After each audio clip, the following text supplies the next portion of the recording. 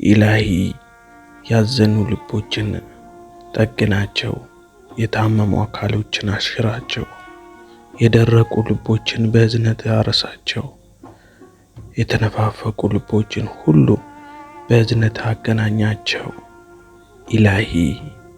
ኢላሂ ካንተ ርቀን በተጓዝን ጊዜ መልካምና ቅርብ የሆነን መመለስን ወደ አንተ መልሰን።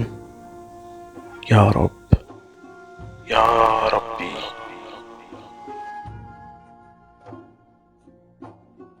ይህ ቅን ሰው ቲዩብ ነው።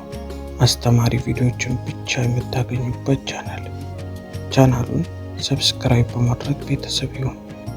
የቲክቶክ ቻናላችንን ፎሎ በማድረግ በሁለቱም ቻናል አዳዲስ ቪዲዮ ሲለቀቅ በየጊዜው ይደርሶታል። የእናንተ ምርጫ ስለሆን እጅግ ደስተኞች ነን። ቤተሰብ ስለሆናችሁ እናመሰግናለን።